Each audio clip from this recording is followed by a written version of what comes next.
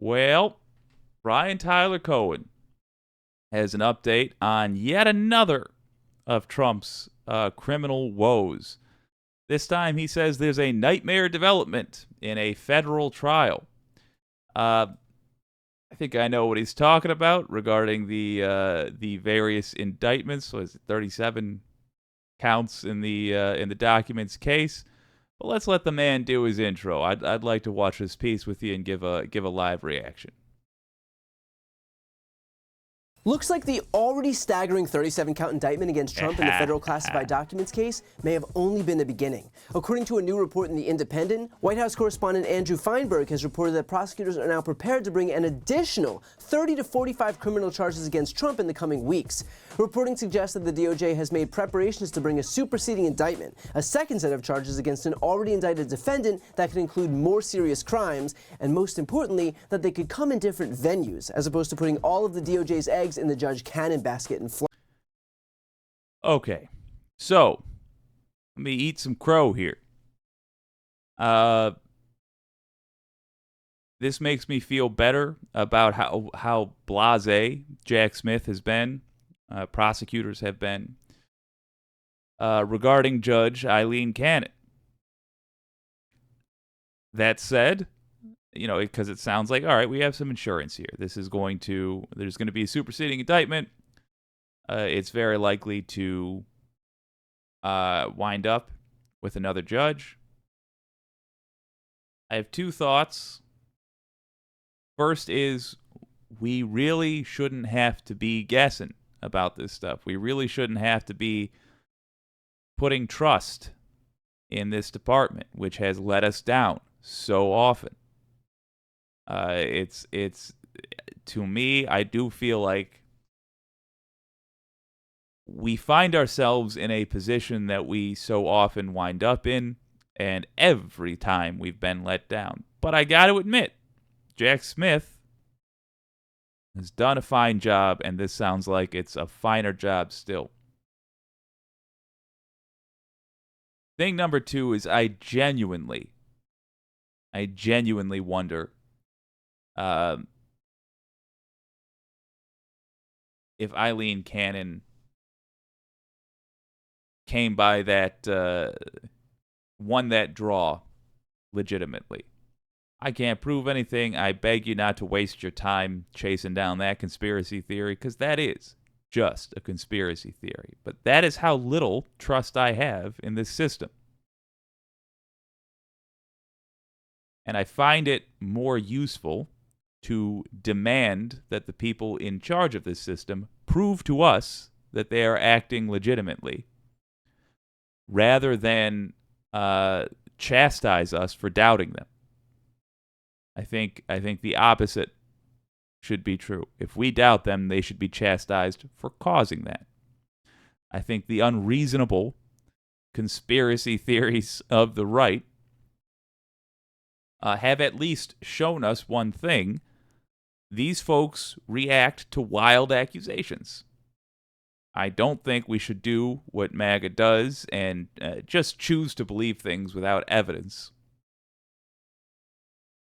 But I think there is strength in letting our distrust flags fly. And I do not trust any of these folks. All that said, this is just about the best news in this case I could have asked for. So let me quit oversalting it here and just listen to the good news. Let's enjoy it. Florida. That is especially important given the fact that we already know that Judge Cannon has gone out of her way to interfere in the federal case on Trump's behalf.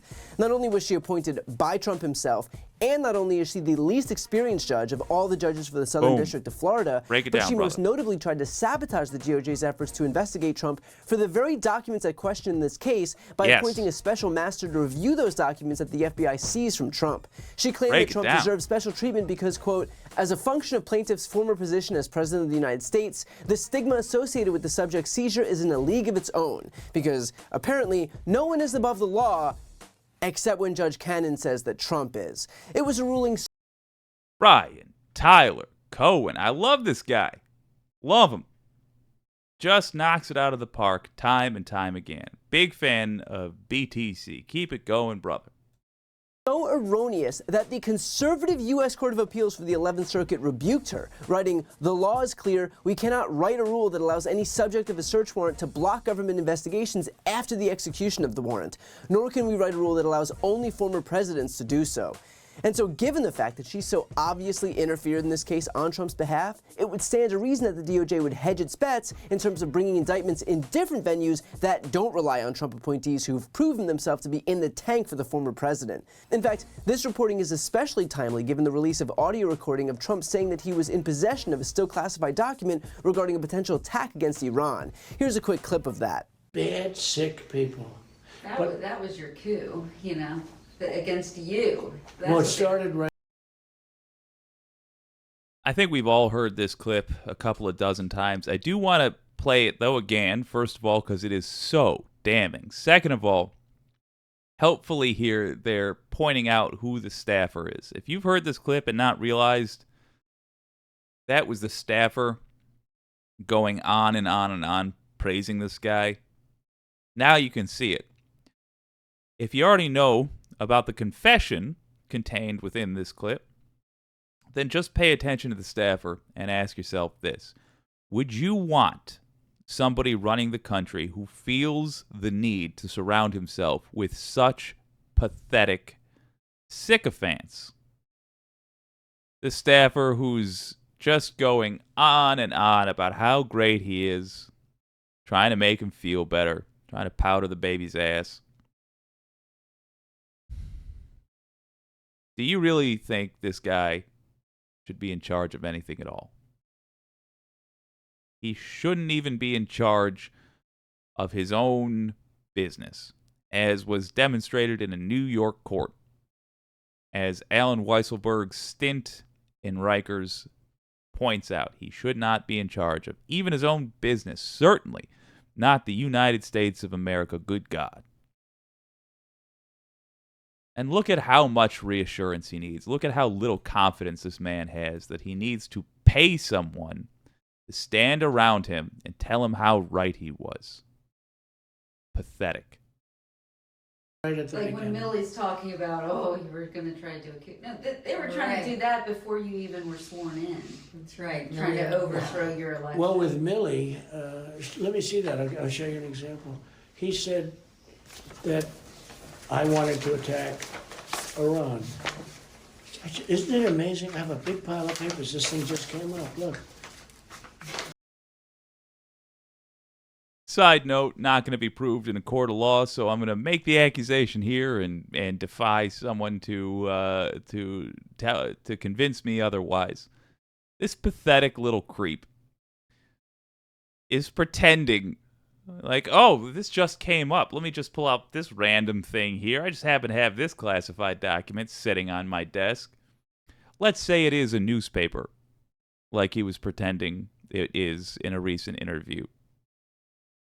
I just happen to have this old article sitting here, right here. I found it immediately, pulled it out right away. Oh, this just came up. Slide this across the desk. How not smooth can you be? How not smooth? How rough a delivery could you ask for? Now, bear in mind, he's going to try in this conversation when he goes, do you think we could, when he does that nonsense at the end, he's trying to get her, the ghostwriter of Mark Meadows' book, to say that Milley wanted to attack Iran and that Trump did not. Trump assassinated an Iranian general. He almost got us locked into a massive war. He's trying to get her to say that. And this, I just happen to have this article, this classified document, which you're not allowed to see. Just happen to have this here as we're just chatting. It's pathetic. And it shows what a greasy blatant con man he is, and has always been. And if you voted for him, you got conned. Not necessarily your fault. You are in a massive echo chamber built by billionaires designed to fool you, if that is who you voted for. That conman. Up there. There we go. But you did get conned, and you have to acknowledge that. And watch this creep try to do his normal con. This was him. They presented me this. This is off the record, but they presented me this. This was him. This was the Defense Department and him. Wow. We looked at some. This was him. This wasn't done by me. This was him. All sorts of stuff. It's pages long. Look. Wait a minute. Let's see here. Yeah. I just found, isn't that amazing? This totally wins my case, you know. Except it is like highly confidential, secret. This is secret information. But look at this. You attack, and Hillary would print that out all the time, she'd send Private it. email. No, she'd send it to Anthony Weiner, Yeah. the pervert. Please print. Two things, just because you can count on me to be petty enough to grab the details. Thing number one, listen to this staffer is essentially that creature that was on Jabba the Hutt's tail going, listen to her laugh before he does the Anthony Weiner joke. For the record, it's a solid joke. He just calls Weiner what he was, which is a pervert. Weiner was certainly that. He was a gross dude. I'm glad he got booted. But listen to when she laughs. Anthony Weiner. Laughing at a punchline which isn't there yet. No, she'd send it to Anthony Weiner. Ha ha ha ha ha ha. The pervert. By the way, it's just like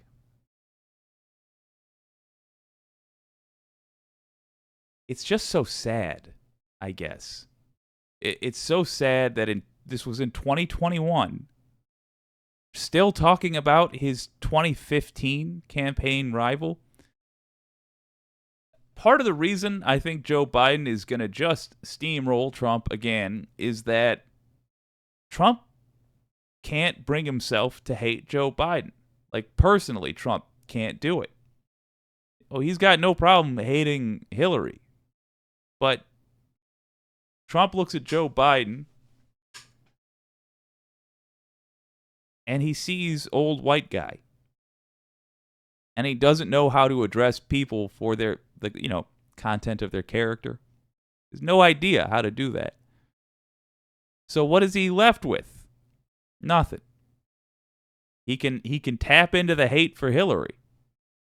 He can surely tap into the hate for Obama. The irony is, they would do a better job at furthering their racist agenda, their bigoted agenda, if they were less bigoted. If they could just see people for people. But he can't. Anyway, I think it's humorously pathetic that these people are nervously laughing through his heckling. Isn't that incredible? Though? Yeah. Of an I ancient was just rival. saying, because we were talking about it. And he said he wanted to attack Iran and what? These are the You did. papers. It's pretty This was done by the military, given to me. I think we can probably, right? I don't know. We'll have to see. I think we can maybe, we can sneak this. We can sort of. Amazing to me that this guy might have kept classified documents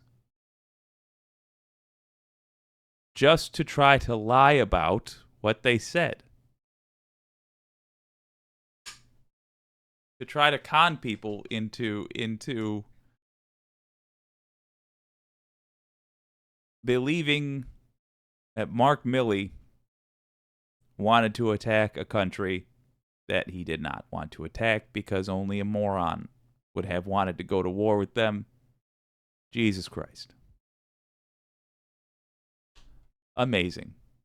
Let's let Brian Tyler Cohen finish this up. Yeah, I'll have to try to Declassify. figure out it. See, as president, I could have declassified it. Yeah. Now I Oh, can't, and admitting to Yeah, a crime. now we have a problem. Isn't that interesting? Yeah. But here's the thing, if Jack Smith is going to charge Trump for that, it wouldn't be in Florida with the rest of the 37-count indictment because it didn't take place in Florida, it took place at Trump's golf club in Bedminster, New Jersey. Meaning that would have to be the venue for that case should the special counsel ultimately opt to bring an indictment there. In our most recent episode of The Legal Breakdown, I spoke with former federal prosecutor Glenn Kirshner about exactly the issue of another indictment possibly happening in New Jersey. Because that conduct happened in New Jersey, to the extent it constitutes a crime, that crime would have to be charged in New Jersey. That is where the federal prosecutors would have what's called venue. Venue is a fancy term for where is the right place to bring a charge. Ordinarily, it's where that crime occurred. So what Jack Smith did is he dropped information about it in the Florida indictment. Why? Because it's relevant to Donald Trump's course of conduct. So let me do a quick law school class. There's something called Federal Rule of Evidence 404B. What does that stand for? Uncharged misconduct cannot typically be brought in as evidence at trial. It's called the propensity rule. Prosecutors can't just throw a whole bunch of dirt into the mix saying, look at all of this other bad stuff the defendant did, even though he's not charged with it, because there's That concept is going to be impossible for Republicans to understand. Not because they're universally dumb, but because the moment they understand that, they will cease to be Republicans. Because every person who is argued in favor of the GOP that I have met in the last year, that I've spoken to in the last year, has relied on that sort of reasoning. Oh, but what about Pizzagate? Uncharged misconduct. I realize we're not arguing in a court of law, but the concept. What about this, that, or the other thing that wasn't proved? What about all the stolen election in 2020? None of it proved.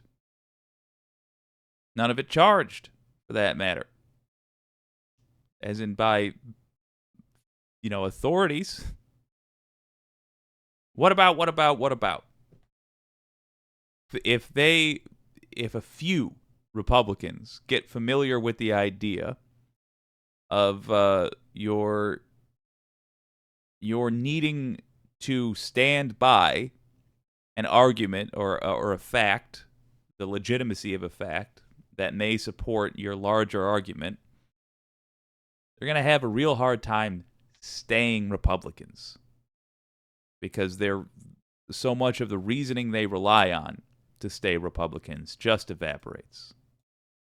a rule that says you can't introduce evidence that somebody has the propensity to commit a crime unless that evidence falls into a certain exception. So you can put uncharged misconduct, like what Donald Trump did in New Jersey, into the Florida indictment if it's relevant to show a common scheme or plan, if it's relevant to show motive, knowledge, or intent, if it's relevant to show that there was no accident or no mistake involved in the defendant's conduct. And frankly, this evidence fits all of those exceptions, because what it makes clear is not just that Donald Trump was unlawfully retaining classified information, but he says on the tape, I could have declassified this when I was president. I didn't. I can't declassify it now. Therefore, it's still secret. All of that will become relevant in the Florida prosecution. But if it was going to be charged as a crime, it would have to be charged up in New Jersey. Really interesting. Really interesting stuff. Saw some interesting comments. Want to get to them. We will, let me switch here. Want to get to them. If you want to see the full Brian Tyler Cohen clip, the link is in the description.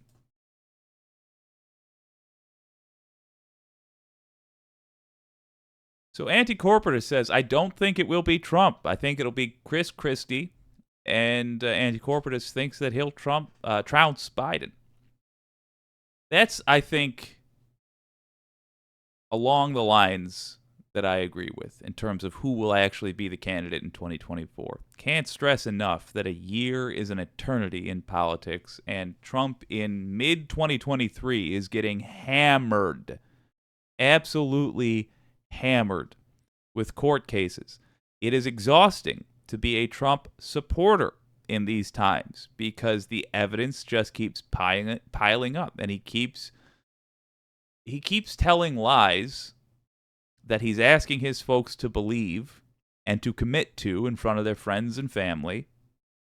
And then he undoes them.